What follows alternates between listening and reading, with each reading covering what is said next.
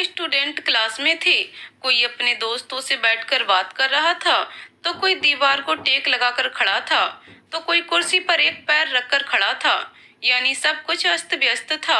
अभी क्लास शुरू होने में टाइम था, इसलिए वे सब अपनी ही दुनिया में मशगूल थे। क्लास 11th के बाद 12th में आने की खुशी उनके चेहरे पर साफ दिखाई दे रही थी। तभी बेल बजी और सभी स्टूडेंट अपनी अपनी जगह पर व्यवस्थित बैठ गए। जब शुक्ला सर क्लास में आए तो सबने उन्हें गुड मॉर्निंग विश किया। अभी शुक्ला सर सारे स्टूडेंट को पुरानी क्लास क्रॉस करने के बाद नई क्लास में आने के लिए कॉन्ग्रेचुलेट कर ही रहे थे कि उनके कान में एक मीठी सी आवाज सुनाई दी, मे आई कम इन सर, जो दरवाजे की तरफ से आ रही थी। शुक्ला सर ने दरवाजे की तरफ देखते हुए मुस्कुराते हुए कहा, यस कम इन। सारे स्टूडेंट का ध्यान उस ओर गया तो उन्होंने देखा वहां एक लड़की खड़ी थी जो देखने में बहुत ही मासूम सी थी। बड़ी बड़ी भूरी आंखें, उसमें काजल लगाया हुआ था, लंबे बाल थे, स्कूल यूनिफॉर्म में भी बहुत खूबसूरत लग रही थी। सारे स्टूडेंट उसे एकटक देख रहे थे। तभी शुक्ला सर की आवाज ने सबका ध्यान अपनी तरफ खींचा और सर ने आगे उस लड़की से कहा, यहाँ आओ दिव्यांका, और उसे अपने पास बुलाया। दिव्यांका धीरे धीरे कदमों से थोड़ा घबराते हुए सर के पास आ खड़ी हुई। उसने भी सर को गुड मॉर्निंग विश किया, लेकिन अभी भी दिव्यांका को दो जोड़ी आंखें एकटक देखे ही जा रही थीं। सर ने दिव्यांका को अपना इंट्रोडक्शन देने को कहा। दिव्यांका स्टूडेंट के बीच नई होने के कारण घबराई हुई थी और कुछ बोल ही नहीं पा रही थी। तभी शुक्ला सर ने कहा, घबराओ मत बेटा, यहाँ सब तुम्हारे क्लासमेट ही हैं और इन्हीं में से कुछ आगे तुम्हारे दोस्त भी बनेंगे, इसलिए इनसे घबराने की जरूरत नहीं है। क्लास के कुछ स्टूडेंट ने भी दिव्यांका को सपोर्ट किया। फिर दिव्यांका ने एक गहरी सांस ली और अपने बारे में कहना स्टार्ट किया, हमारा नाम दिव्यांका सक्सेना है। हमारे पापा एक रेलवे एम्प्लॉय हैं, इसलिए उनका ट्रांसफर हर कुछ सालों में होता रहता है। अभी उनका ट्रांसफर यहाँ हुआ है, इसलिए हम भी यहाँ आ गए और शुक्ला सर की मदद से हमने इस स्कूल में एडमिशन लिया। हमारे लिए यहाँ सब नया था, इसलिए सर ने हमारी हेल्प की।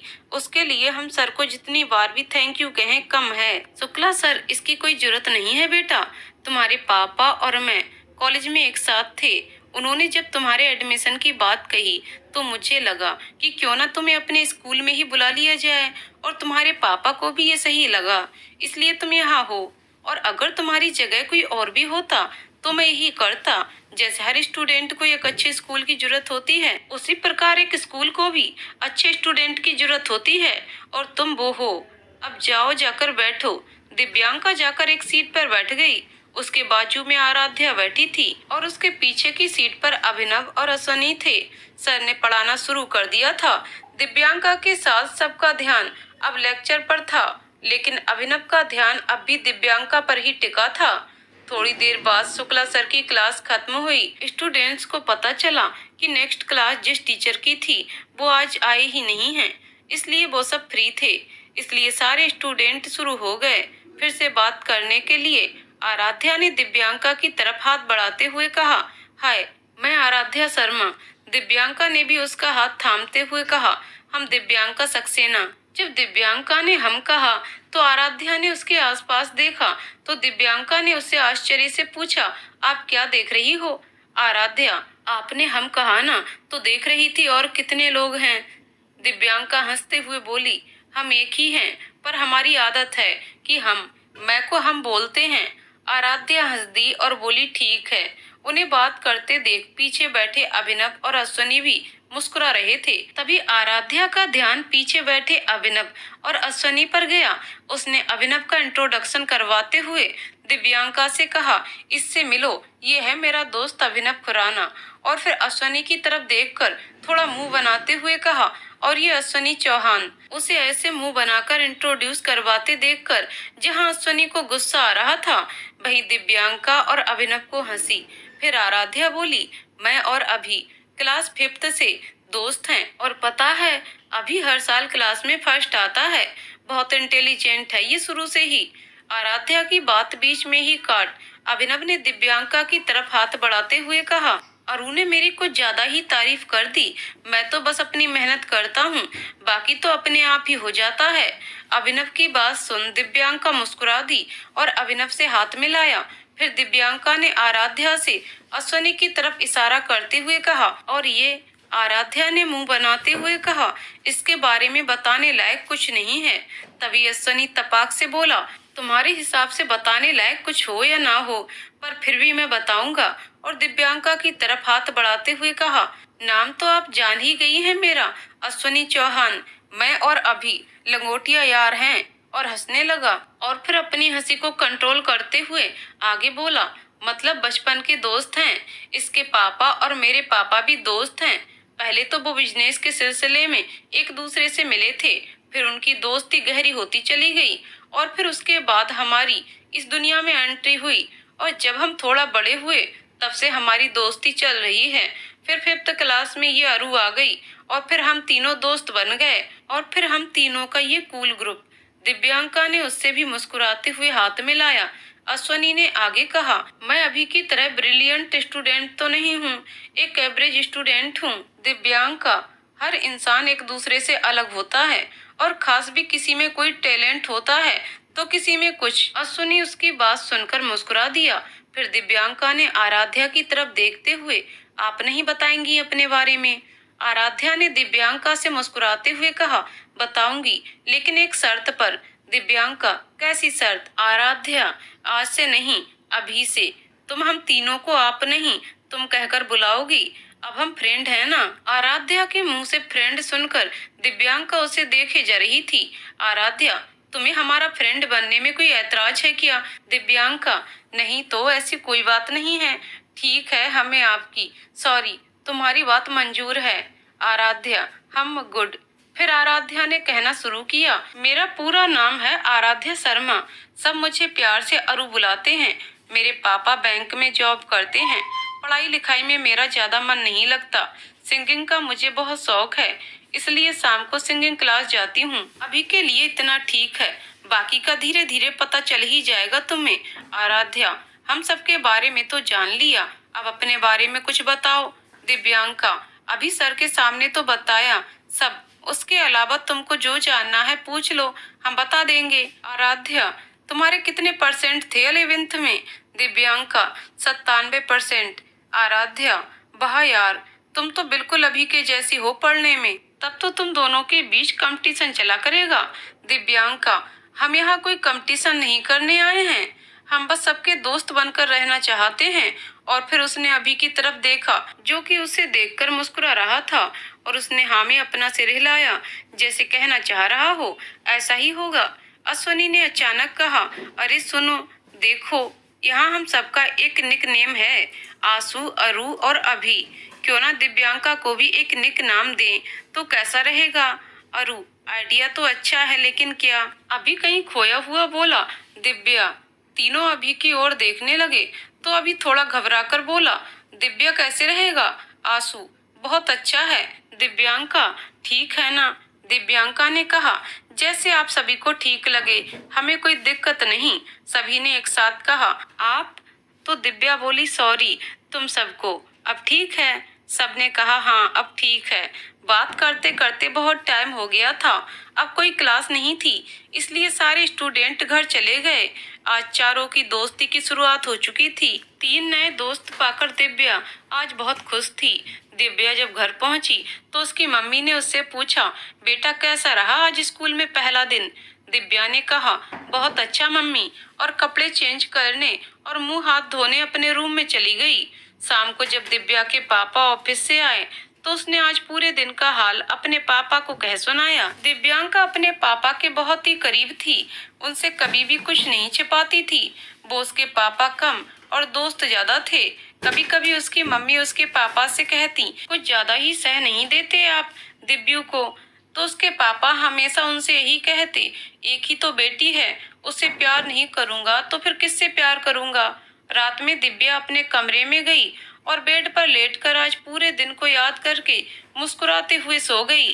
दूसरे दिन दिव्या समय से स्कूल पहुंच गई। सारे दोस्त साथ में बैठे बातें कर रहे थे। क्लास की बेल बजी, सर क्लास में आ गए और लेक्चर शुरू हो गया।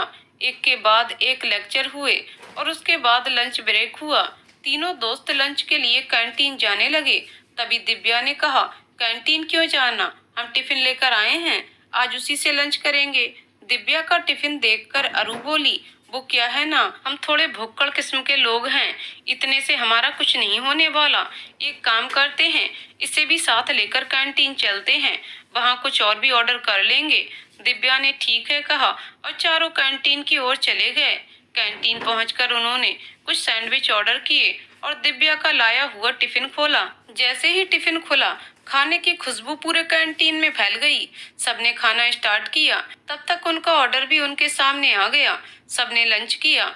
अभी क्लास शुरू होने में टाइम था, तो चारों बातें करने कैंटीन में ही बैठ गए। और दिव्या, लंच बहुत टेस्टी था, आंटी को थैंक्स कहना हम सबकी तरफ से। दिव्या, कह देंगे, पर ये मम्मी ने नहीं, हमने बनाया था। सब एक साथ, क्या? दिव्या, तुम सब ऐसे क्यों रिएक्ट कर रहे हो? आंसू, मतलब ये तुमने बनाया था? दिव्या, तो अभी हमने किस लैंग्वेज में कहा? आंसू, सॉरी, गलत क्वेश्चन पूछ लिया। मैं ये पूछना चाहता था कि तुमको बनाना आता है ये सब? दिव्या, हाँ आता है, कुकिंग करना हमें बहुत पसंद है। हम ना हर नई डिश बनाने की कोशिश करते हैं। पहले थोड़ा गड़बड़ होती है, फिर धीरे धीरे ठीक हो जाता है।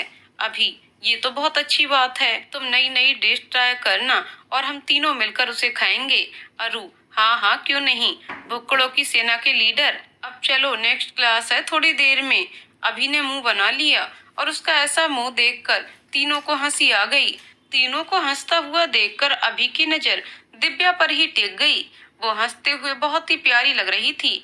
दिव्या, आंसू और अरु हंसते हुए क्लास में जाने लगे और अभी भी वहीं खड़ा था।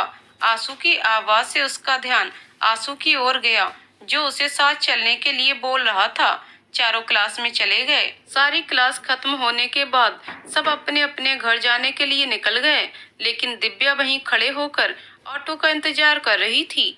तभी अभी उसके सामने अपनी कार में आया। कार ड्राइवर ड्राइव कर रहा था। अभी ने दिव्या से कहा, चलो तुम्हें घर छोड़ देता हूँ। दिव्या, नहीं मैं चली जाऊंगी, तुम जाओ। अभी ने ड्राइवर को गाड़ी थोड़ा आगे ले जाकर साइड में रोकने के लिए कहा और वेट करने लगा कि दिव्या को ऑटो मिल जाए, उसके बाद वो घर चला जाएगा। पर दिव्या को बहुत देर इंतजार करने के बाद भी ऑटो नहीं मिला, तो अभी ने ड्राइवर को गाड़ी फिर से दिव्या के पास ले जाने को कहा। अभी ने थोड़ी नाराजगी से कहा, अब चलना है या अभी और वेट करना है? दिव्या बिना कुछ बोले गाड़ी का दरवाजा खोलकर उसमें बैठ गई। अभी, इतनी फॉर्मेलिटी करने की जरूरत नहीं है, अब हम फ्रेंड्स हैं ना। दिव्या ने कुछ नहीं कहा, बस चुपचाप गाड़ी के बाहर देख रही थी। थोड़ी देर बाद अभी की गाड़ी दिव्या के घर के सामने थी। दिव्या गाड़ी से उतरी और अभी को थैंक्स कहकर घर के अंदर आने को कहा, लेकिन अभी ने फिर कभी कहकर उसे बाय कहा और ड्राइवर से घर की ओर कार लेने के लिए कहा। जब तक अभी की कार दिव्या की आंखों से ओझल नहीं हो गई, तब तक दिव्या वहीं खड़ी थी। उसके बाद वो मुस्कुराते हुए घर के अंदर चली गई। समय हंसते खेलते निकल रहा था और इन चारों की दोस्ती भी धीरे धीरे गहरी होती जा रही थी। क्वार्टरली एग्जाम के 15 दिन पहले सभी अब अपने एग्जाम की तैयारी में बिजी थे। दिव्या क्लास में बैठी कुछ क्वेश्चन सॉल्व कर रही थी कि तभी क्लास में अरु आई। उसने दिव्या को देखते हुए दरवाजे से ही पूछा, दिव्या क्या कर रही हो? दिव्या, क्या करेंगे, एग्जाम आ रहे हैं तो पढ़ाई ही करेंगे ना। अरु, कितना पढ़ेगी यार, जब देखो पढ़ाई पढ़ाई, तू बोर नहीं होती क्या? दिव्या गुस्से से, देखो अरु, हमें परेशान मत करो, हम ऑलरेडी परेशान हैं। अरु, क्यों, क्या हुआ? दिव्या, हमसे ये क्वेश्चन सॉल्व नहीं हो रहा। अरु, कौन सा, मुझे दिखाओ। अरु ने बुक हाथ में ली। तभी पीछे से आवाज आई, हाँ दिखा दो दिखा दो, शायद ये हमारी जीनियस अरु ही इसे सॉल्व कर दे। अरु बिना पीछे पलटे ही समझ गई कि आंसू है, लेकिन उसने उसकी बात का जवाब नहीं दिया। आंसू के साथ अभी भी था, जो कि आंसू की बात पर हंस रहा था, लेकिन दिव्या ने उसे ऐसा करने से मना किया तो वो चुप हो गया और अरु की तरफ देखने लगा, जो क्वेश्चन सॉल्व करने की कोशिश कर रही थी। थोड़ी देर बाद अरु बोली, मुझसे नहीं हो रहा। आंसू, अरे ऐसे कैसे अरु मैडम, आपसे तो होना ही चाहिए। अरु आंसू की बात से चिढ़ गई और उठकर गुस्से में क्लास से बाहर चली गई। अभी, गुस्सा दिला दिया ना उसे। अब जा और उसे मना, हर समय परेशान करता रहता है उसे। अभी की बात सुनकर आंसू जल्दी से आरू के पीछे चला गया। आंसू जब जा रहा था तो दिव्या उसे देख मुस्कुराते हुए देख रही थी। अभी क्या हुआ? दिव्या, कुछ नहीं। हम चारों की दोस्ती कितनी अच्छी है ना। रूठना, मनाना, लड़ना, झगड़ना सब है। मैं तो चाहती हूँ हमारी दोस्ती हमेशा ऐसे ही रहे। अभी हम लाओ क्वेश्चन दो, मैं सॉल्व कर देता हूँ। कुछ ही देर में अभी ने दिव्या को क्वेश्चन सॉल्व करके दे दिया। दिव्या ये देखकर खुश हो गई और खुशी से उछलकर अभी को थैंक यू कहा। अभी ने कहा, हम फ्रेंड्स हैं, एक दूसरे की हेल्प करना तो बनता है। कभी तुम मेरी कर देना और कभी मैं तुम्हारी। अब अभी और दिव्या के जो भी डाउट्स होते, दोनों एक दूसरे से हेल्प करते। पढ़ाई के सिलसिले में दोनों ज्यादा से ज्यादा समय एक दूसरे के साथ ही बिताने लगे। जल्दी ही ये 15 दिन बीत गए और एग्जाम का दिन आ गया। एग्जाम हॉल से बाहर आने के बाद चारों ने एक दूसरे से पूछा कि उनका एग्जाम कैसा हुआ। सबने बहुत अच्छा कहा। फिर थोड़ी देर बैठ बातें की और फिर अपने अपने घर की ओर निकल गए। एक हफ्ते के समय के बाद उनके एग्जाम खत्म हो गए और जल्द ही उनका रिजल्ट भी आ गया। क्वार्टरली एग्जाम में दिव्या ने टॉप किया था और सेकंड पोजीशन अभी की थी। वे सब बहुत खुश थे और उन्होंने दिव्या के टॉप करने की खुशी में पार्टी करने का प्लान बनाया। उन्हें तो पार्टी करने का बहाना चाहिए होता था बस। रिजल्ट आने के कुछ दिन बाद दिव्या के बुआ की बेटी कजिन की शादी थी, तो दिव्या वहां गई हुई थी।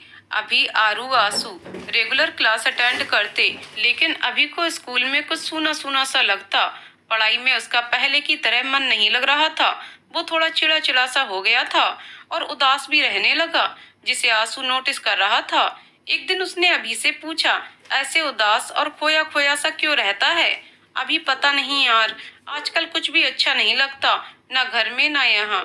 चल मैं बाद में बात करता हूँ, कहकर अभी वहाँ से चला गया और आंसू वहाँ खड़े कुछ सोचते हुए मुस्कुराने लगा। 2 दिन बाद भी अभी की ऐसी हालत देखकर आंसू फिर बोला, अभी बोलना क्या हुआ है? मैं देख रहा हूँ जब से दिव्या गई है तू उदास और खोया खोया रहता है। अभी ये समझ चुका था कि आंसू ने ये नोटिस कर लिया है कि दिव्या के जाने के बाद से मैं ऐसे बिहेव कर रहा हूँ, इसलिए वो बोला पता नहीं यार, लेकिन वो नहीं है तो कुछ भी अच्छा नहीं लग रहा। न उससे बात हो पा रही है और न ही वो खुद आ रही है। आंसू, अभी कहीं ऐसा तो नहीं कि तू दिव्या को पसंद करने लगा है? अभी नहीं, क्या कुछ भी बोलता रहता है, कहकर अभी वहां से चला गया। पर आंसू समझ चुका था कि अभी दिव्या को पसंद करता है, लेकिन अभी वो अपनी फीलिंग्स को समझ नहीं पा रहा है। घर पहुंचकर अभी फ्रेश हुआ और थोड़ी देर अपने पेरेंट्स और भाई के साथ बैठकर बातें की और पढ़ाई का बोलकर वो अपने कमरे में आ गया। और जैसे ही उसने किताबें उठाई, उसे दूर कहीं पर बज रहे गाने की आवाज सुनाई दी। मैं तेनू समझा बाकी न तेरे बिना लगदा जी। गाने के बोल सुनकर अभी को एक बार फिर दिव्या का ख्याल आया, लेकिन उसने अपनी गर्दन झटक ख्याल को बाहर निकाल फेंका और पढ़ने चला गया। 1-2 दिन यूं ही बीते। अभी क्लास में बैठा था, तभी आरू उसके पास आई और पीछे से उसके कंधे को थपथपाया। अभी तुरंत ही बोला, दिव्या। आरू, दिव्या को मिस कर रहे थे? अभी, हम। आरू, क्यों? अभी, क्यों क्या? फ्रेंड है, मिस तो कर ही सकता हूँ ना। आरू, ठीक है, वैसे दिव्या कल तक आ जाएगी, मेरी उससे बात हुई थी। अभी, तुम्हारी बात कैसे हो गई? मैंने भी उसे बहुत बार कॉल किया, लेकिन उसका फोन लग ही नहीं रहा था। आरू, वो इसलिए क्योंकि उसका फोन खराब हो गया था और अंकल के मोबाइल में मेरा नंबर सेव था, इसलिए उसने मुझे अंकल के मोबाइल से कॉल किया था। अभी, हम ठीक है। दूसरे दिन दिव्या आ गई। अभी उसे देखकर बहुत खुश था। दिव्या के आने के बाद आंसू की नजर अभी पर ही रहती और जब वो दिव्या से बात करता तो वो उसके एक्सप्रेशन नोटिस करता। अब अभी पहले की तरह नॉर्मल रहने लगा था। एक दिन फिर आंसू ने अभी से कहा, अभी तो सच में दिव्या को पसंद करने लगा है, तू माने या ना माने, लेकिन ये सच है। आंसू की बात सुनकर अभी झल्ला गया और उसने आंसू से कहा, ऐसा कुछ नहीं, तू क्यों मेरे पीछे पड़ा है? जब देखो तब बस एक ही बात, वो सिर्फ दोस्त है मेरी। और गुस्से में वो वहां से चला गया। आज पहली बार दोनों में किसी चीज को लेकर बहस हुई। आंसू परेशान सा उसे जाते हुए देख रहा था और अब उसे खुद पर ही गुस्सा आ रहा था। इस बहस के कारण अभी ने अभी तक आंसू से बात नहीं की थी। एक दिन दिव्या स्कूल से घर जा रही थी। उसे ऑटो नहीं मिला था और न ही उस दिन अभी स्कूल आया था, इसलिए वो पैदल ही चली जा रही थी। तभी एक कार से उसका एक्सीडेंट हो गया। कार वाले लड़के ने ही उसे हॉस्पिटल पहुंचाया। उसके पैर में फ्रैक्चर आया हुआ था और उसे काफी चोट भी आई हुई थी। कार वाले लड़के ने ही दिव्या के फोन से कॉल करके दिव्या के पापा को इन्फॉर्म किया और जब उसके पापा वहां पहुंचे तो उसने बिल पे करके और सॉरी बोलकर दिव्या के पापा को ये बताया कि वो थोड़ा टेंशन में था, इस वजह से उससे ये सब हो गया। दिव्या के पापा ने उसकी परेशानी समझते हुए उसे वहां से जाने दिया। जब अभी आरू और आंसू को ये बात पता चली तो तीनों टेंशन में आ गए। तीनों ने दिव्या से मिलने हॉस्पिटल जाने का प्लान बनाया। हॉस्पिटल में दिव्या बेड को टेक लगाकर बैठी थी। उसके पापा कुछ काम से रूम से बाहर गए थे और मम्मी दिव्या के लिए लंच लेने घर गई थी। तीनों हॉस्पिटल पहुंचे। जब तीनों दिव्या के रूम के अंदर जाने को हुए तो आंसू ने आरू को बाहर ही रोक लिया और आरू से कहा, पहले अभी को जाने दो, हम थोड़ी देर बाद चलेंगे। आंसू की बात सुनकर आरू से देखती रही। उसे समझ नहीं आ रहा था कि आंसू ऐसे क्यों बोल रहा है। दोनों वहीं दरवाजे पर खड़े होकर उनकी बातें सुनने लगे। अभी जैसे ही दिव्या के पास पहुंचा, फिक्र और गुस्से के मिले जुले भाव के साथ उसने दिव्या से कहा, तुम देखकर नहीं चल सकती? देखो एक्सीडेंट हो गया ना, यदि तुम्हें कुछ हो जाता तो मैं क्या करता, कैसे जी पाता? जानती भी हो कितना प्यार करता हूँ तुमसे। तुम एक काम करो, जान ही ले लो मेरी। ये सब सुनकर दिव्या और आरू अभी को हैरानी से देख रही थी और अभी अपनी ही धुन में बोले जा रहा था। वहीं आंसू के चेहरे पर मुस्कान थी। अभी को जब होश आया कि उसने क्या बोला है तो वो नजरें झुकाकर चुपचाप रूम से बाहर निकल गया। अभी के रूम से बाहर निकलने के बाद आंसू और आरू रूम के अंदर आ गए। दिव्या ने खुद को नॉर्मल किया और उनसे बात करने लगी। थोड़ी देर बाद आंसू आरू को दिव्या के पास छोड़कर अभी के पास आ गया। अभी अपने दोनों हाथ सर पर रखे आंखें बंद किए चेयर पर बैठा था। आंसू उसके पास जाकर बैठ गया और उसके कंधे पर अपना हाथ रखा। अभी ने उसकी तरफ देखा और कहा, यार ये सब आंसू वही था जो तेरे दिल में था, जो तू समझ नहीं पा रहा था। अभी ने आंसू को खुश होते हुए गले लगा लिया।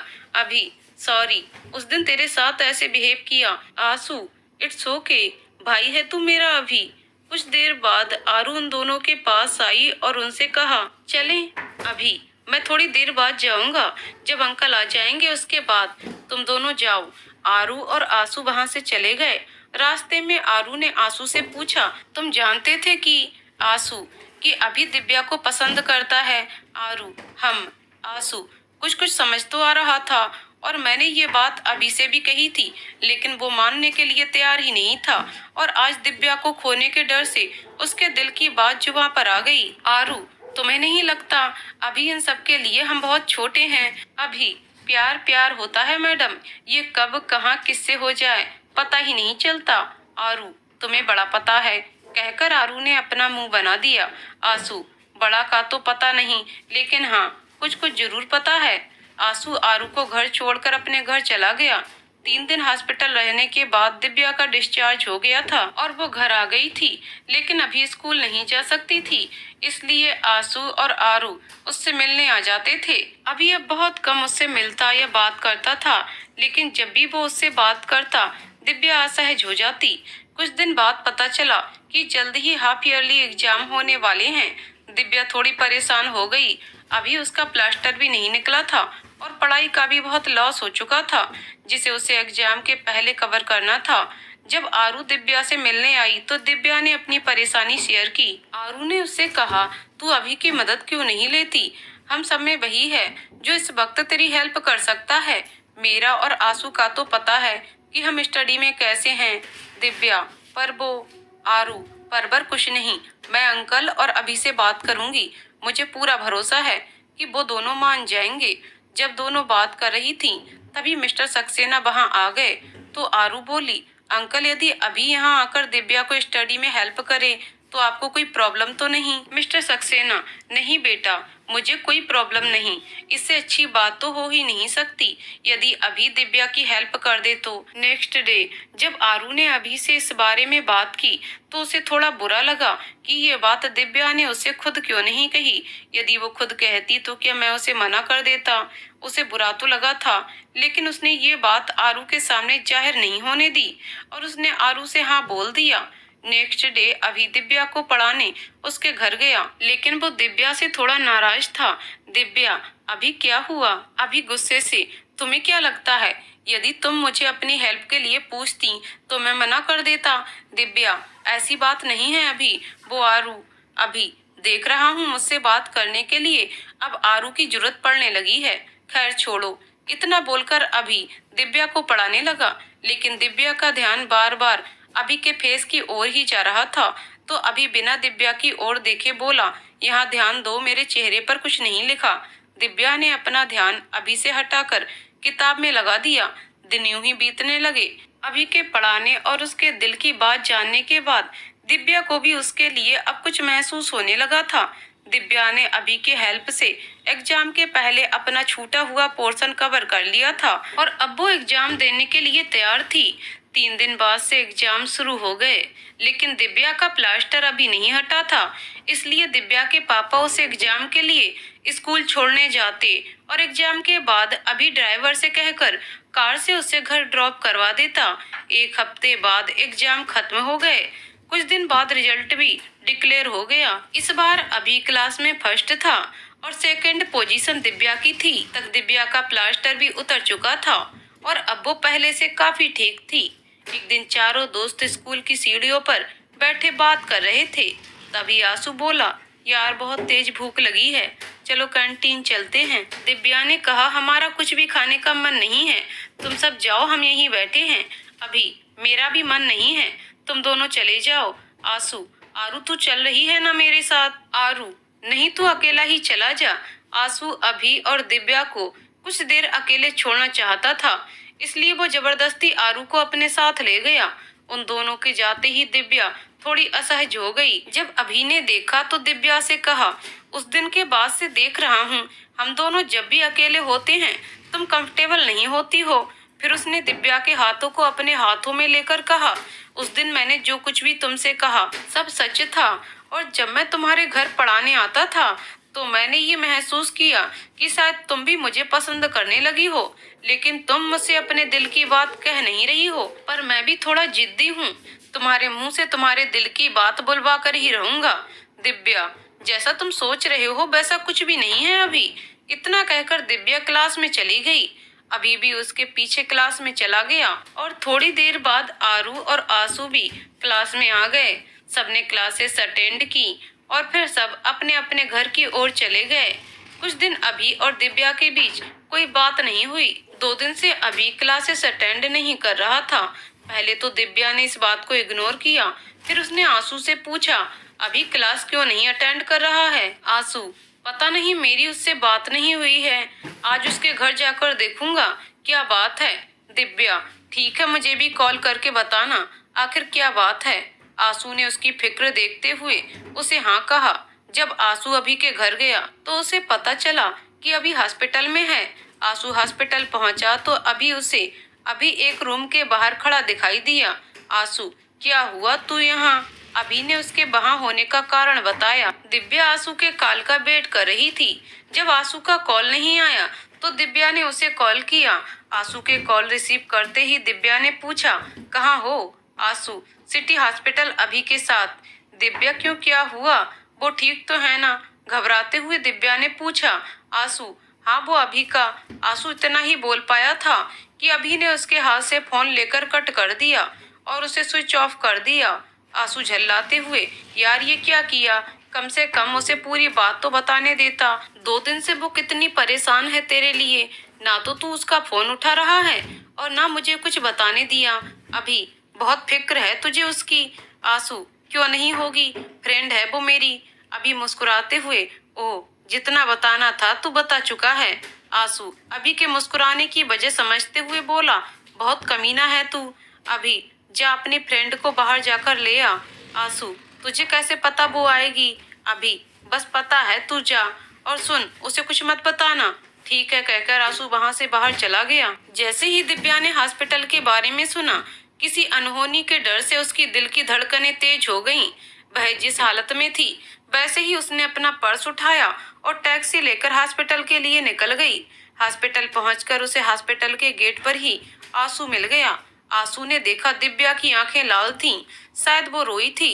वे दोनों जल्दी से वहां पहुंच गए जहां अभी था। अभी को देखकर दिव्या जल्दी से उसके सीने से लग गई और रोते हुए उससे पूछा, तुम ठीक तो हो ना? अभी ने उसकी तरफ देखकर कहा, मैं तो ठीक हूँ, लेकिन तुम क्यों इतना रो रही हो? दिव्या उससे दूर हुई और अपनी नजरें नीची कर लीं, लेकिन बोली कुछ नहीं। तब उसके कानों में अभी की आवाज फिर से पड़ी, बोलो क्यों रो रही हो? दिव्या, हमें लगा शायद आपको कुछ अभी हो भी जाता तो तुमको क्या? अभी की ऐसी बात सुनकर दिव्या को बहुत बुरा लगा और उसने गुस्से और मजबूरी के भाव के साथ कहा, बहुत प्यार करते हैं हम आपसे और आप ऐसी बात कर रहे हैं, पता है कितना डर गए थे हम। ये बोलते हुए वो फिर से रो पड़ी। दिव्या की ऐसी हालत देखकर अभी ने उसे अपनी ओर खींचकर उसके माथे पर किस करते हुए कहा, मुझे कुछ नहीं हुआ, मेरा कजिन यहाँ एडमिट है और उसके mummy papa out of city हैं, इसलिए 2 दिन से मैं यहाँ हूँ। दिव्या, तो आंसू ने ऐसा क्यों कहा कि अभी का?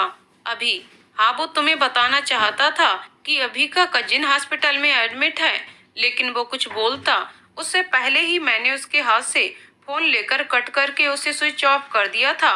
मैं चाहता था कि तुम यहाँ आओ और देखो, वैसा ही हुआ। दिव्या, तुम बहुत बुरे हो।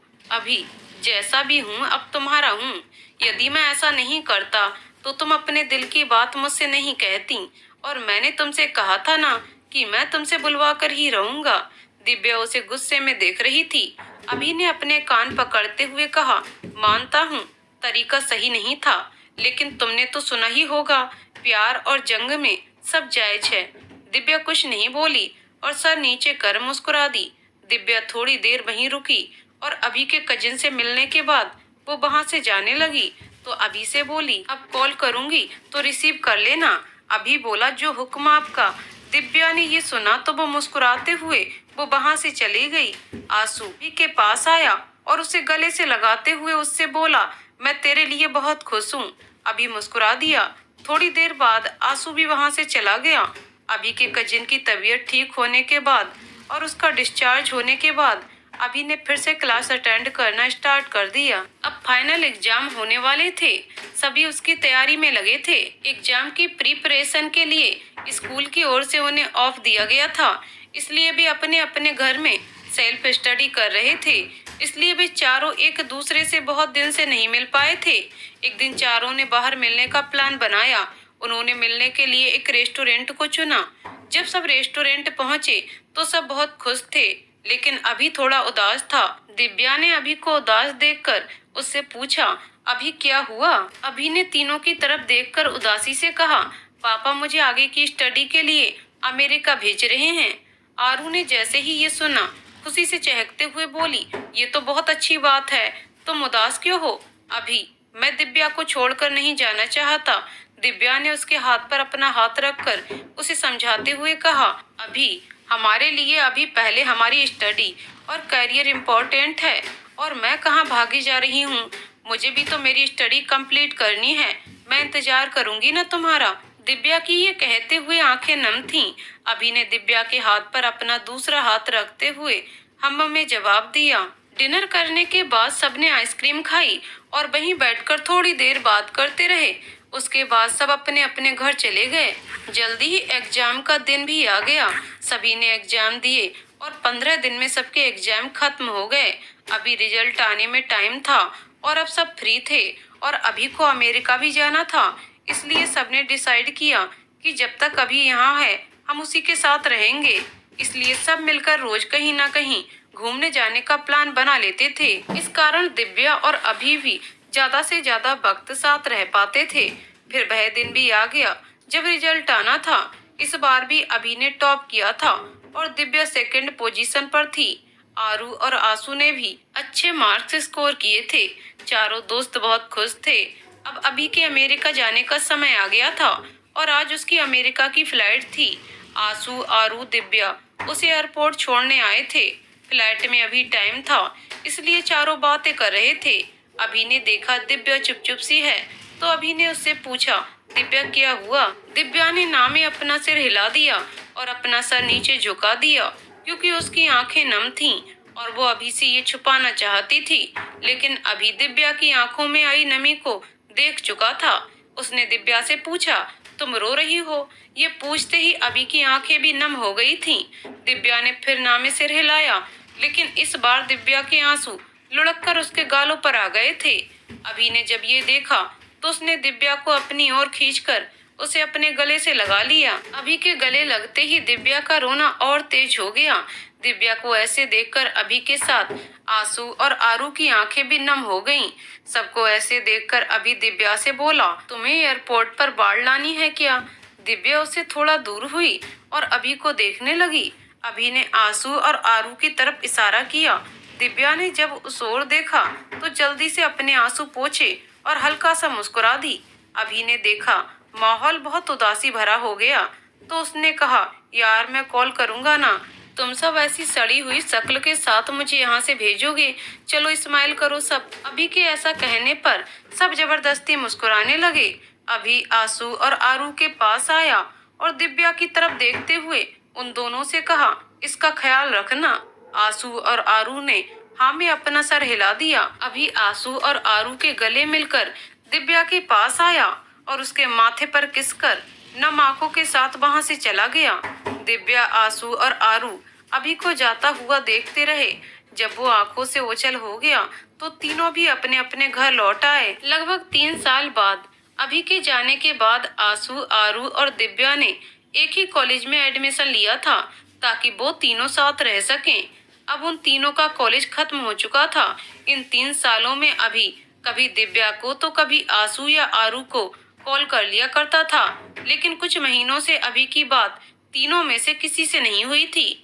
कॉलेज टाइम में आंसू और आरू ने एक दूसरे के लिए अपनी फीलिंग्स को महसूस कर लिया था और उन्होंने इस बारे में अपने घर में बात कर ली थी कि दोनों के पेरेंट्स को दोनों के रिश्ते से कोई परेशानी नहीं थी, इसलिए उन्होंने दोनों की शादी तय कर दी थी। दोनों खुश थे। दोनों को खुश देखकर दिव्या भी खुश थी, पर वो हमेशा अभी को याद करती रहती। आज दिव्या के घर में शादी की तैयारी जोर शोर से चल रही थी, लेकिन दिव्या के चेहरे पर वो खुशी दिखाई नहीं दे रही थी जो दिखना चाहिए थी।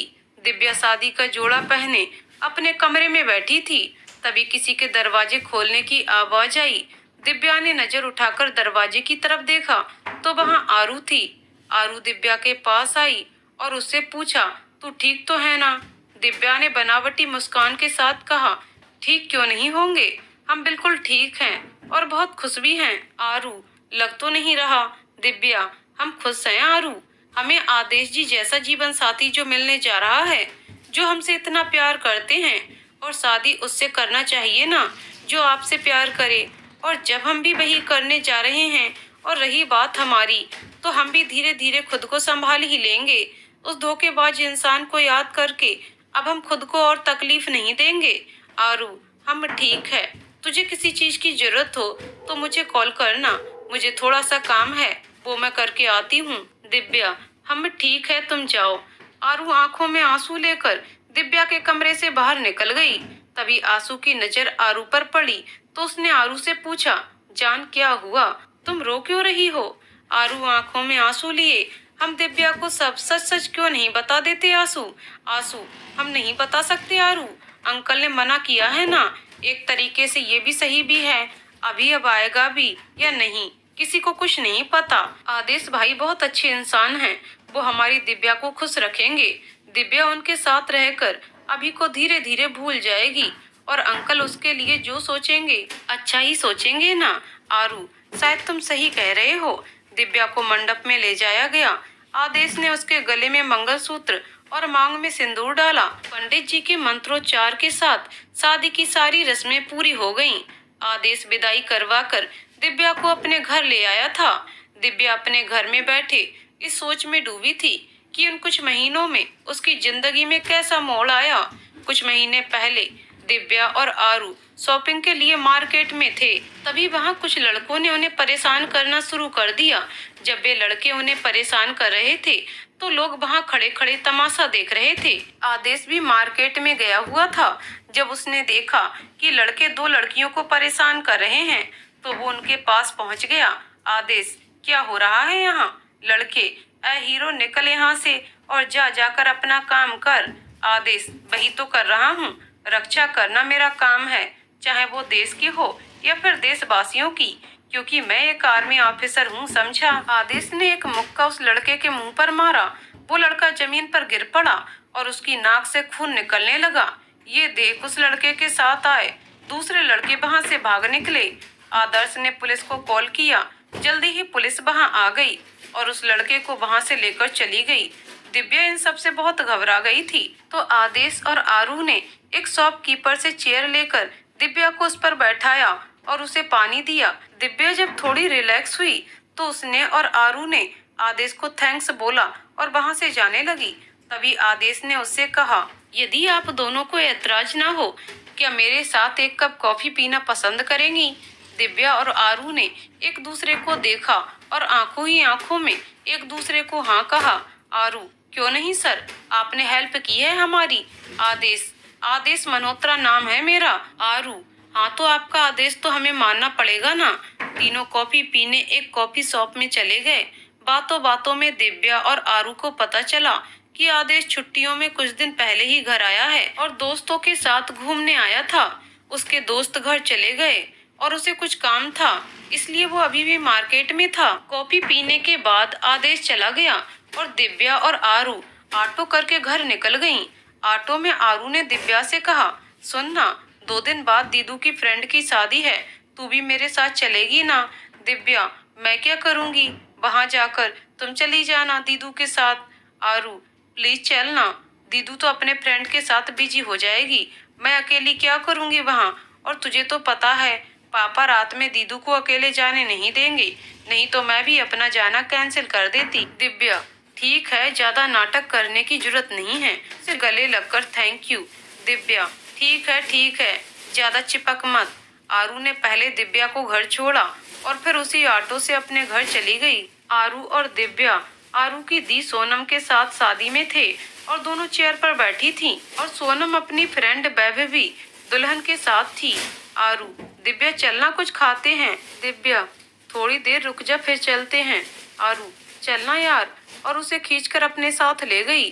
दोनों पानी पूरी के स्टॉल पर जाकर पानी पूरी खाने लगी। दोनों पानी पूरी खा ही रही थीं कि उनके कानों में किसी की आवाज पड़ी, हेलो। दोनों ने जब उस ओर देखा तो सामने आदेश खड़ा था। दोनों, हेलो सर। आदेश, सर नहीं आदेश। दोनों, जी आदेश जी। दिव्या, आदेश जी आप यहाँ कैसे? आदेश, वो विनय दूल्हा है ना, वो मेरा फ्रेंड है, उसी की शादी की शॉपिंग के लिए तो उस दिन मैं और मेरे फ्रेंड्स मार्केट गए थे, और आप दोनों यहाँ कैसे? आरू, वैभवी दीदी मेरी दीदू की फ्रेंड हैं, हम दोनों दीदू के साथ यहाँ आए हैं। आदेश, हम तीनों ने कुछ देर बात की और बातों बातों में आदेश ने ये जान लिया कि वो दोनों कहाँ रहती हैं। फिर आदेश वहाँ से चला गया।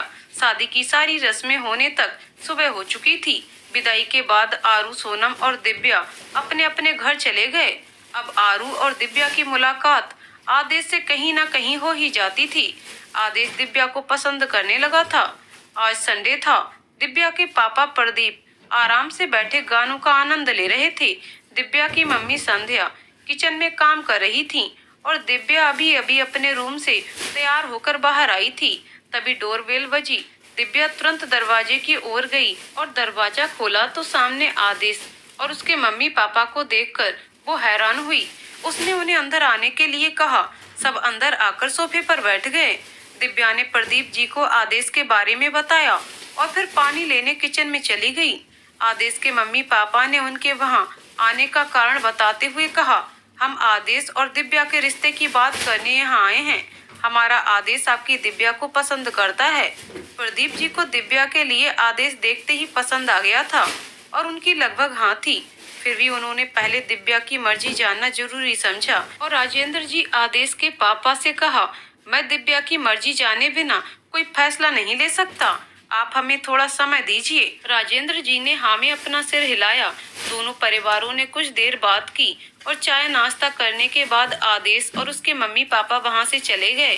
दिव्या के पापा ने जब दिव्या से इस बारे में बात की तो दिव्या ने अपने पापा को अभी और अपने बारे में सब सच सच बता दिया।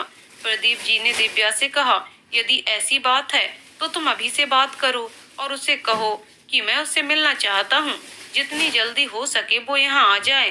दिव्या ने जी पापा कहकर अपना सिर हिला दिया।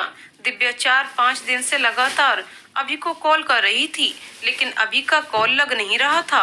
दिव्या ने आंसू को भी अभी को कॉल करने को कहा, लेकिन आंसू का कॉल भी नहीं लगा। दिव्या को अजीब सी बेचैनी के साथ अब डर सताने लगा कि अभी वहां जाकर कहीं उसे भूल तो नहीं गया। दिव्या उदास थी।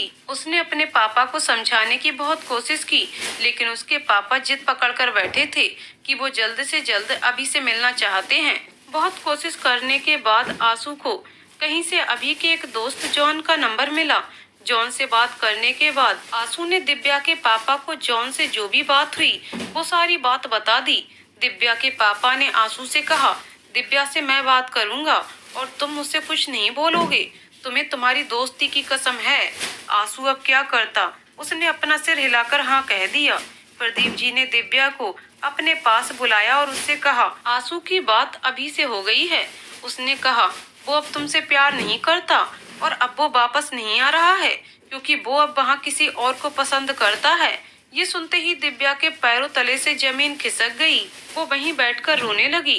प्रदीप जी उसके पास आए और उसके कंधे पर हाथ रखते हुए बोले, उसे भूल जाओ बेटा और आदेश के साथ आगे बढ़ो।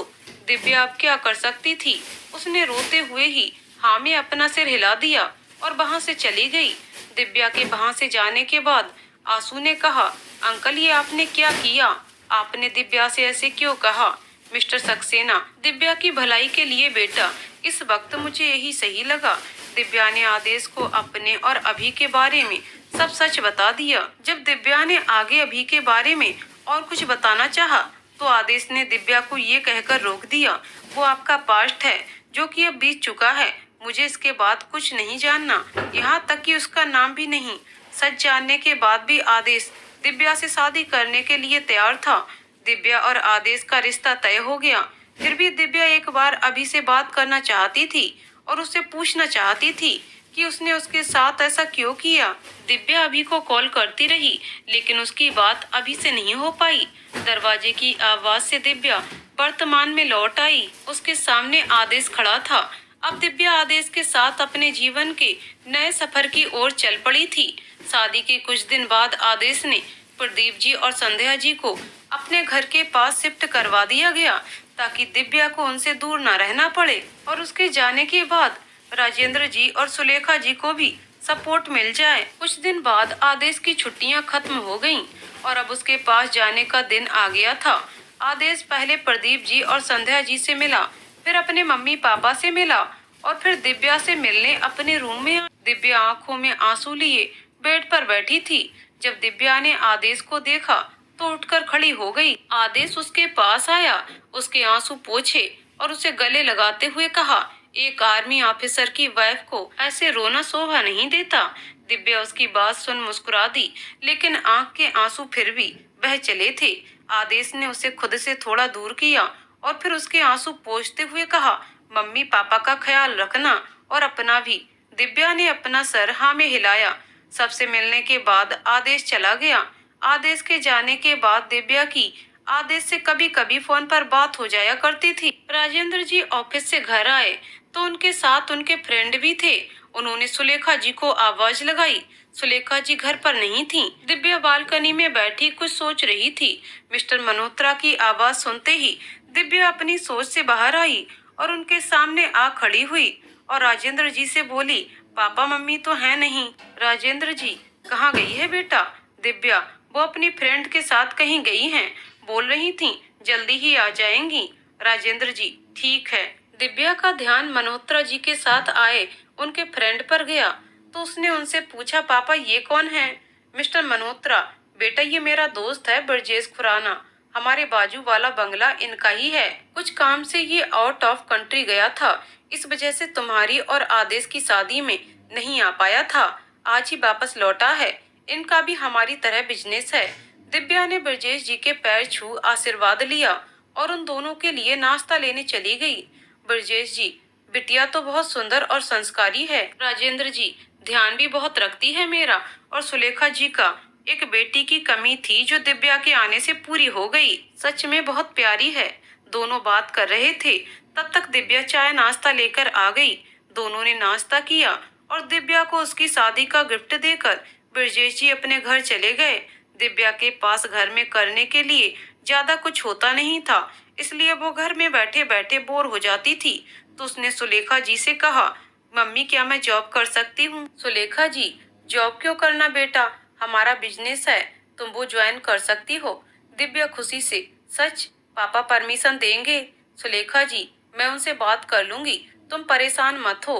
दिव्या थैंक यू बोलकर अपने रूम में चली गई। सुलेखा जी ने जब राजेंद्र जी से बात की तो उन्होंने कहा, ये तो बहुत अच्छी बात है कि दिव्या ऑफिस आना चाहती है। उसके आने से मेरा भी काम थोड़ा कम हो जाएगा, मुझे उसका सपोर्ट मिल जाएगा। दूसरे दिन से दिव्या भी ऑफिस जाने लगी और कभी कभी सुलेखा जी भी ऑफिस चली जाती थीं। आज ऑफिस में एक इम्पोर्टेंट मीटिंग थी। सभी मीटिंग की तैयारी में लगे थे। दिव्या और राजेंद्र जी मीटिंग को लेकर कुछ डिस्कस कर रहे थे। तभी राजेंद्र जी का फोन बज उठा। उन्होंने कॉल रिसीव किया तो सामने से किसी की आवाज आई और उसने राजेंद्र जी से कहा, सर एक मिशन के दौरान आदेश शहीद हो गया है। सरकार और आर्मी के कुछ नुमाइंदे उसके सबको लेकर आपके घर के लिए निकल चुके हैं। इतना सुनते ही राजेंद्र जी के हाथों से फोन छूटकर नीचे गिर गया और आंखों से आंसू बहने लगे। जब दिव्या ने उन्हें ऐसे देखा तो उनसे पूछा, पापा क्या हुआ? राजेंद्र जी ने रुंधी हुई आवाज में दिव्या को बताया कि आदेश शहीद हो गया है। ये सुनते ही दिव्या को चक्कर आ गए और वो वहीं बेहोश हो गई। उसे तुरंत ही हॉस्पिटल ले जाया गया।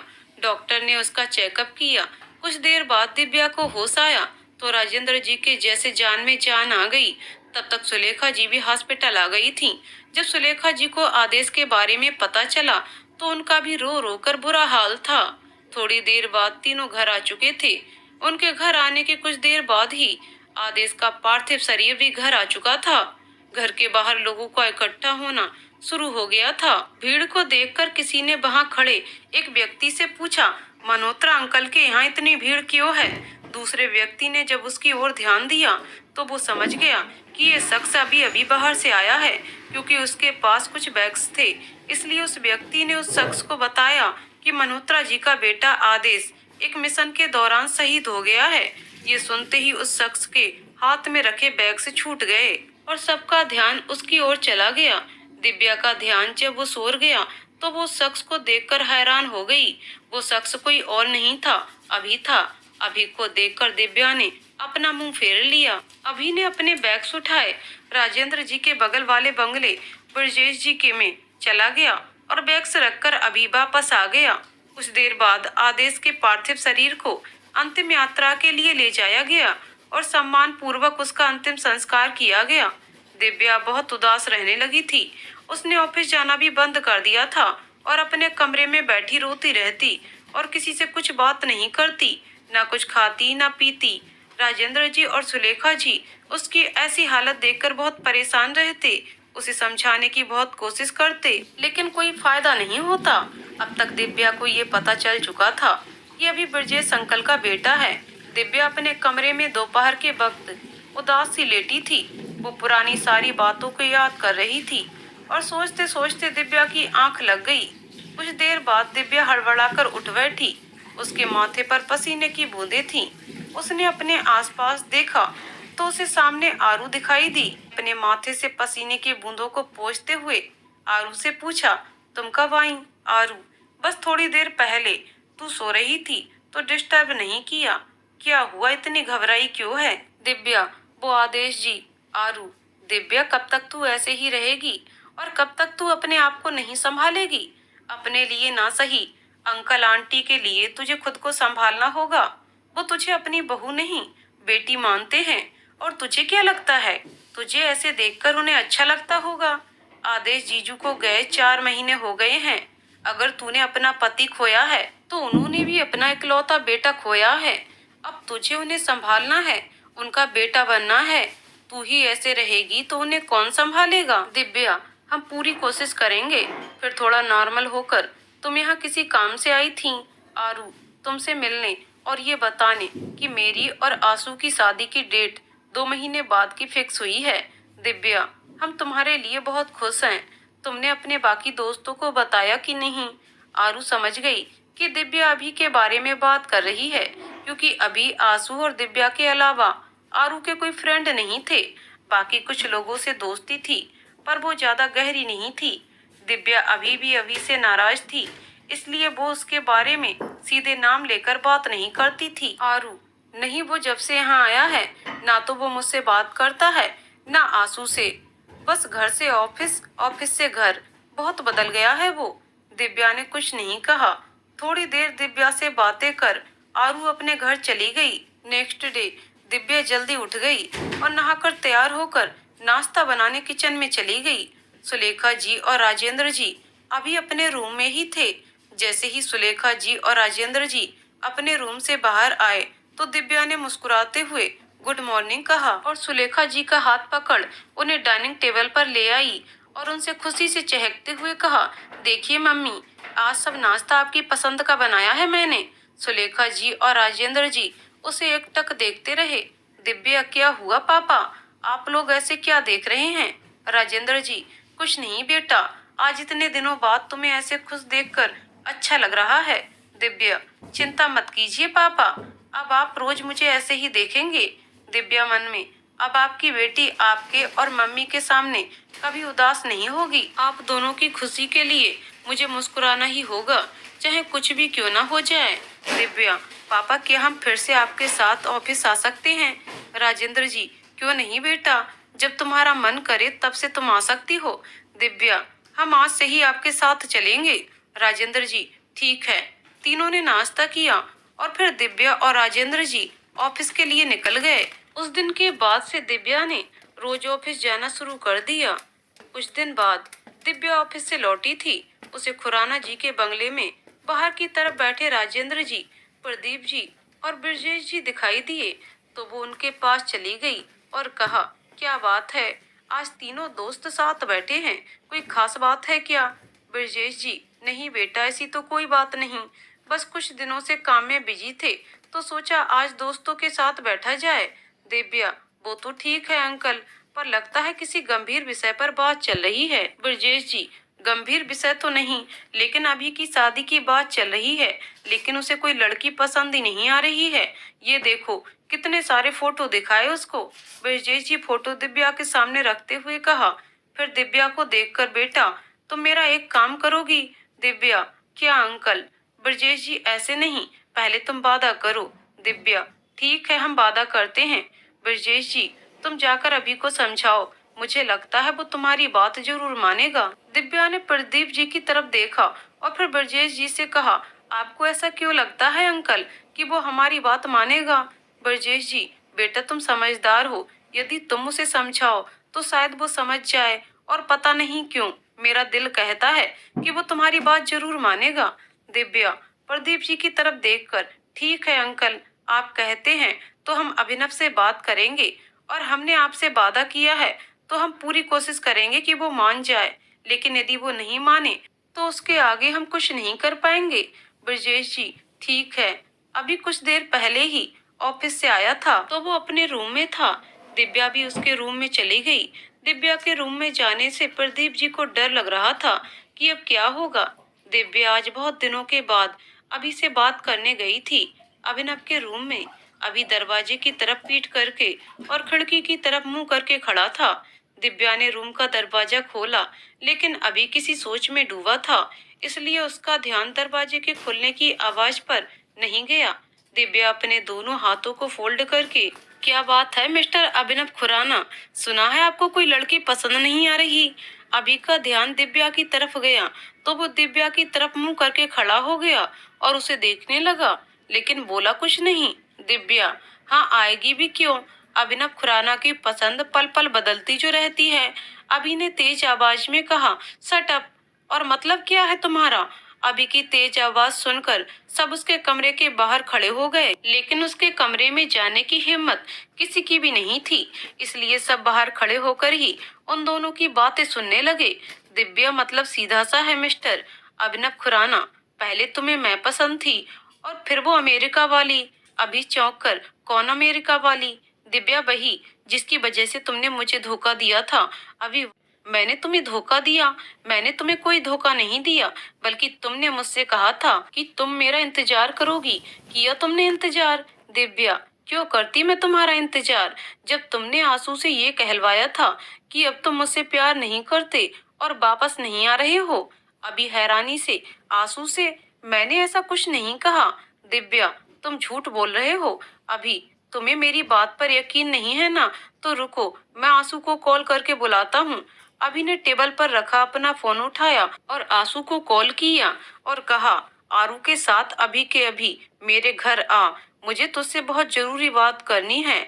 अभी के इतने दिन बाद कॉल करने से, अभी के ऐसे बोलने से कि जल्दी आ, आंसू तुरंत अपने घर से निकल गया और आरू को अपने साथ ले अभी के घर जाने के लिए अपनी कार घुमा दी। आंसू और आरू कुछ ही देर में अभी के घर पहुंच गए। बाहर सबको खड़ा देखकर दोनों थोड़ा हैरान हुए, फिर जल्दी से अभी के रूम में चले गए। अभी आंसू को देखकर, ये दिव्या क्या बोल रही है? मैंने तुझे कब कहा कि मैं किसी और से प्यार करता हूँ और मैं इंडिया वापस नहीं आ रहा हूँ? अभी की बात सुनकर अब आंसू को समझ आ गया कि अभी ने उसे क्यों बुलाया है, लेकिन अभी की बात सुनने के बाद भी आंसू खामोश था। दिव्या, अभी खामोश मत रहो, जो बात है सच सच बताओ।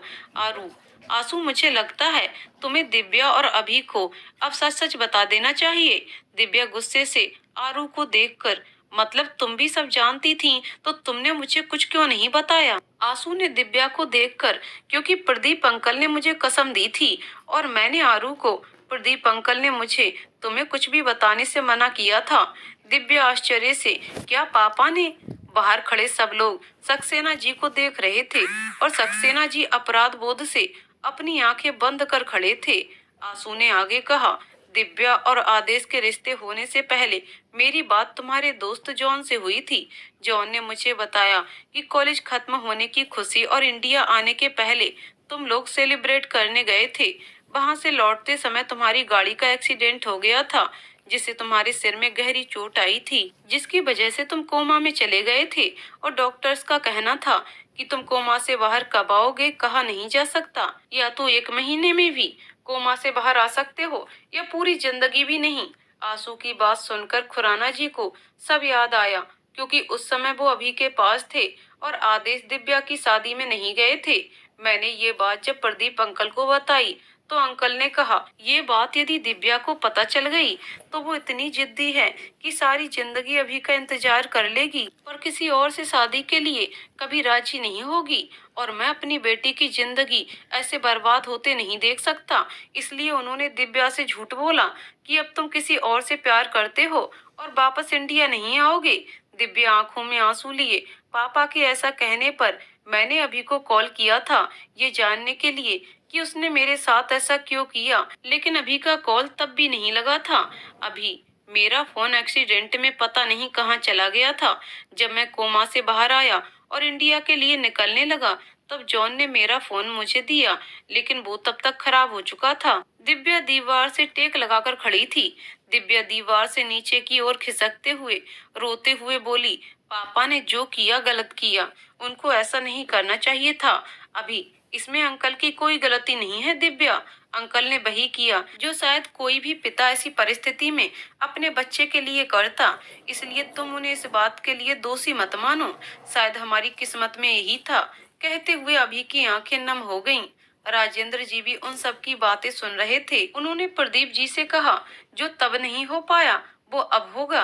प्रदीप जी, मतलब? राजेंद्र जी, मतलब ये कि दिव्या मेरी बेटी है और मैं दिव्या की शादी अभी से करवाना चाहता हूँ।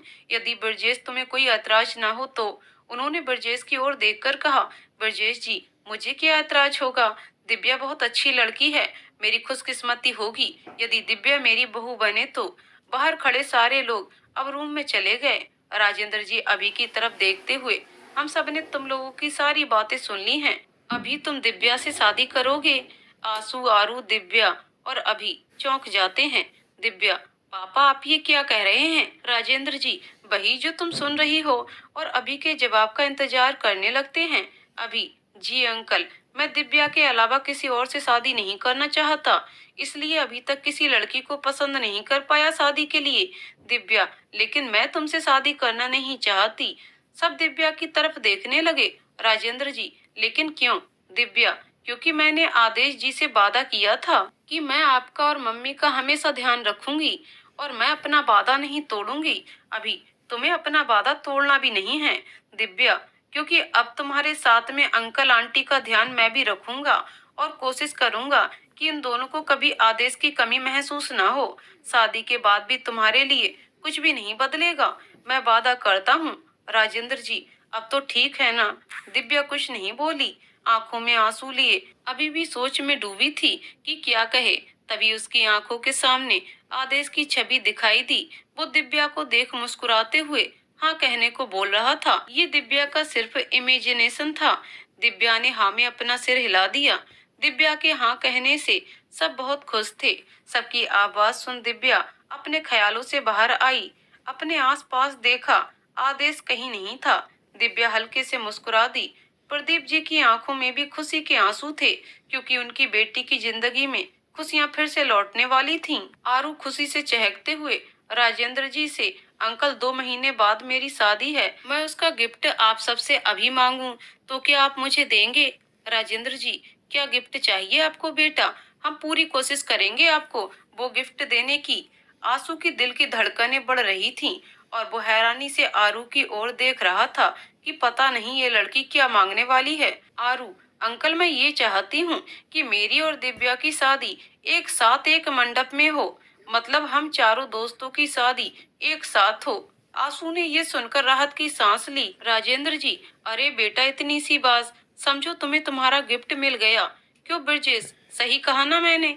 ब्रजेश जी, बिल्कुल, अब 2 महीने बाद आंसू, आरू, अभी और दिव्या की शादी एक साथ ही होगी। प्रदीप जी ठीक है ना? प्रदीप जी ने सिर हिलाकर अपनी सहमति दी। आरू ने दिव्या से तो आंसू ने अभी से गले मिलकर दोनों को बधाई दी। दोनों बस हल्के से मुस्कुरा दिए। फिर सब अपने अपने घर चले गए। घर जाकर राजेंद्र जी ने सुलेखा जी को और प्रदीप जी ने संध्या जी को ये बात बताई, तो दोनों इस बात को सुनकर बहुत खुश थीं। संध्या जी ने प्रदीप जी से कहा, हमारी दिव्या कितनी खुशकिस्मत है जो उसे ऐसा परिवार मिला। ये कहते हुए उनकी आंखें नम थीं। 2 महीने बाद आज आंसू, अभी, दिव्या और आरू की हल्दी थी। शादी के सारे फंक्शन और शादी के लिए अरेंज हॉल बुक किया गया था। वहाँ गेस्ट रुकने के लिए कुछ रूम्स भी थे। दिव्या और आरू एक ही रूम में तैयार हो रही थीं।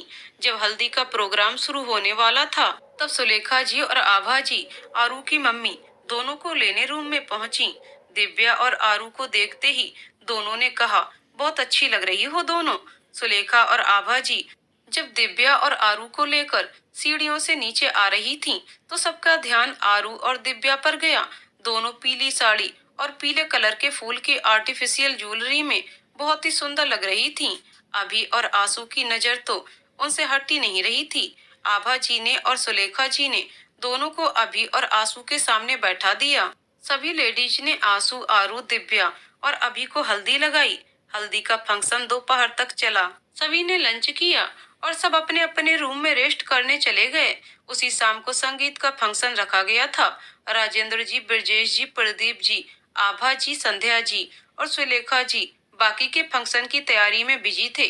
संगीत के प्रोग्राम के लिए स्टेज बनाया गया था और नीचे की तरफ लोगों के बैठने के लिए चेयर लगाई गई थी। सबसे पहले आंसू और आरू का डांस हुआ। आरू और डांस की शुरुआत आरू ने की। आंसू और आरू का डांस खत्म होने के बाद अभी और दिव्या की बारी थी। सभी ने अब अभी और दिव्या को डांस के लिए बोला, तो दिव्या ने डांस के लिए मना कर दिया। अभी का चेहरा उतर गया, लेकिन वो दिव्या को फोर्स नहीं करना चाहता था। अभी का उदास चेहरा देखकर आरू बोली, ठीक है, तेरा मन नहीं है डांस करने का तो मत कर, लेकिन तूने कॉलेज टाइम सिंगिंग सीखी थी, तो चल एक गाना सुना दे। अभी ने ये सुना तो बोला, गाना? आंसू, हाँ, आरू को सिंगिंग पहले से ही पसंद थी और कॉलेज जाकर दिव्या भी उसी की क्लास में सिंगिंग सीखने चली जाती थी। अभी, दिव्या सुना दो ना प्लीज। दिव्या ने हाँ में अपना सिर हिलाया। आंसू जल्दी से जाकर माइक ले आया। दिव्या ने गाना शुरू किया। तेरा साथ है तो मुझे क्या कमी है, अंधेरों से भी मिल रही रोशनी है। गाते हुए दिव्या की आंखों में आंसू थे, तो अभी भी उसके पास चला गया और उसके आंसू पोंछते हुए नामे अपना सिर हिलाया और गाने लगा। मेरे साथ तुम मुस्कुरा कर तो देखो, उदासी का बादल हटा कर तो देखो। दोनों का गाना खत्म हुआ। सब दिव्या और अभी के पास आ गए। अभी ने दिव्या के हाथों को अपने हाथों में लेकर कहा, दिव्या, अब तक जो हुआ उसे बुरा सपना समझकर भूल जाओ। मैं पूरी कोशिश करूंगा कि आज के बाद तुम्हारी आंखों में कभी आंसू ना आए और मैं तुम्हें वो सारी खुशियां दूं जिनकी तुम हकदार हो। दिव्या हल्का सा मुस्कुरा दी। बाद में सबका डांस हुआ। फंक्शन खत्म होने के बाद सबने डिनर किया और अपने रूम में चले गए। दूसरे दिन मेहंदी का फंक्शन था। दिव्या और आरू ग्रीन कलर की ड्रेस में बहुत सुंदर लग रही थी। दिव्या और आरू को मेहंदी वाली मेहंदी लगा रही थी और बाकी की औरतें डांस कर रही थीं। जब दोनों की मेहंदी पूरी हो गई तो मेहंदी वाली जाने लगी तो सुलेखा जी और आभा जी ने उसे पैसे दिए और वो चली गई। फिर संध्या जी आई और सब औरतों को खाना खाने के लिए कहा और दिव्या और आरू को भी खाना खाने को कहा। तो आरू बोली, आंटी हम खाएंगे कैसे, हमारे हाथ में तो मेहंदी है ना। संध्या जी, पता है बेटा, तुम्हें तुम्हारी मम्मी खिला देंगी और दिव्या को मैं। संध्या जी अभी ये बोल ही रही थी कि सुलेखा जी ने कहा, दिव्या को मैं खिला दूं। संध्या जी, ठीक है बहन जी, आप खिला दीजिए। दिव्या और आरू रूम में चले गए। थोड़ी देर बाद सुलेखा जी और आभा जी खाना लेकर उन दोनों के पास आ गए। सुलेखा जी और आभा जी उन्हें प्यार से खाना खिलाने लगी। उनका प्यार देखकर अचानक से दिव्या और आरू की आंखों से आंसू छलक गए। सुलेखा जी, तुम दोनों रो क्यों रही हो? तुम दोनों को कहाँ ज्यादा दूर जाना है? आरू, तुम भी तो इसी सिटी में हो और दिव्या तुम भी तो घर के बगल में, फिर भी इतना रोना क्यों? गुस्से का दिखावा करते हुए अब दोनों की आंखों में एक भी आंसू नहीं गिरना चाहिए। दिव्या और आरू मुस्कुरा दी। वहीं सुलेखा जी और आभा जी की आंखों में भी हल्की नमी थी जो वो उन दोनों से छुपा रही थी। अगले दिन सुबह से ही शादी की तैयारियां जोरों से चल रही थीं। शाम को अभी और आंसू की बारात मैरिज हॉल पहुंच चुकी थी। दोनों स्टेज पर थे। तभी संध्या जी और आभा जी दिव्या और आरू को लेकर नीचे आईं। उन दोनों को देखकर आंसू और अभी उन दोनों को देखते ही रह गए। दिव्या ने रानी पिंक और ग्रीन कलर के कॉम्बिनेशन का लहंगा और साथ में मैचिंग ज्वेलरी भी पहनी थी। वहीं आरू ने रेड कलर का लहंगा और मैचिंग ज्वेलरी पहनी थी। दोनों की नजरें झुकी हुई थीं। दोनों बहुत सुंदर लग रही थीं। जब वे स्टेज के पास पहुंची तो आंसू और अभी ने उन दोनों को स्टेज पर आने के लिए अपने हाथ दिए तो दिव्या की नजर अभी पर और आरू की नजर आंसू पर गई तो वो दोनों भी उन दोनों को देखती रह गईं। जहां अभी ने क्रीम और मेहरून कलर के कॉम्बिनेशन की शेरवानी पहनी थी, वहीं आंसू ने मेहरून और व्हाइट कलर की शेरवानी पहनी थी। दोनों बहुत ही अच्छे लग रहे थे। स्टेज पर जयमाला हुई। उसके बाद सब मंडप की ओर चले गए। अभी और आंसू ने दिव्या और आरू को मंगलसूत्र और सिंदूर पहनाया। जब कन्यादान का समय हुआ तो आभा जी ने आरू का कन्यादान किया, लेकिन जब दिव्या की बारी आई तो राजेंद्र जी ने प्रदीप जी और संध्या जी से आगे आने को कहा तो प्रदीप जी ने राजेंद्र जी और सुलेखा जी से कहा, मैं एक बार दिव्या का कन्यादान कर चुका हूँ, अब वो आपकी बेटी है, उसका कन्यादान आप कीजिए।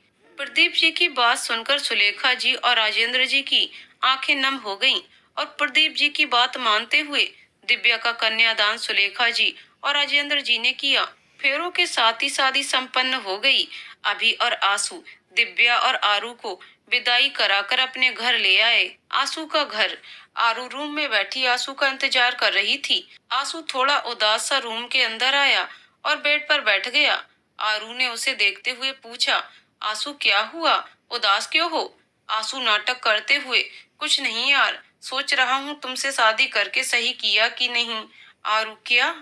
आंसू, स्कूल में भी तुम मेरी जान खाती थी, कॉलेज में भी, अब तो पूरी जिंदगी मेरी जान खाओगी। आरू ने बेड पर पड़ा तकिया उठाकर कहा, क्या मैं तुम्हारी जान खाती हूँ? रुको अभी बताती हूँ तुम्हें। कहते हुए उसने आंसू को तकिए से मारना शुरू कर दिया तो आंसू ने उसके हाथ से तकिया खींच लिया। तकिए के साथ आरू आंसू के ऊपर आ गिरी और दोनों एक दूसरे में खो गए। अभी का घर। सभी लोग ब्रजेश जी, सुलेखा जी, राजेंद्र जी, अभी और दिव्या घर पहुंच चुके थे। साथ में कुछ रिलेटिव्स भी थे। सारी रस्म होने के बाद सब अपने कमरे में चले गए। सबके चले जाने के बाद अभी ने दिव्या को अपनी गोद में उठा लिया और अपने कमरे में ले गया। कमरे में उसे बेड पर बिठाते हुए अभी ने दिव्या से कहा, मेरे घर में, मेरे कमरे में, मेरे दिल में तुम्हारा स्वागत है दिव्या। अभी की बात सुनकर दिव्या उसके सीने से लग गई। चांदनी रात में उनका इश्क मुकम्मल हो गया। तो दोस्तों, कहानी यहीं पर समाप्त होती है। दोस्तों, आपको कहानी कैसी लगी कमेंट करके जरूर बताइएगा। कहानी पसंद आई हो तो वीडियो को लाइक शेयर करें और चैनल को सब्सक्राइब करें। कहानी को पूरा सुनने के लिए बहुत बहुत धन्यवाद दोस्तों।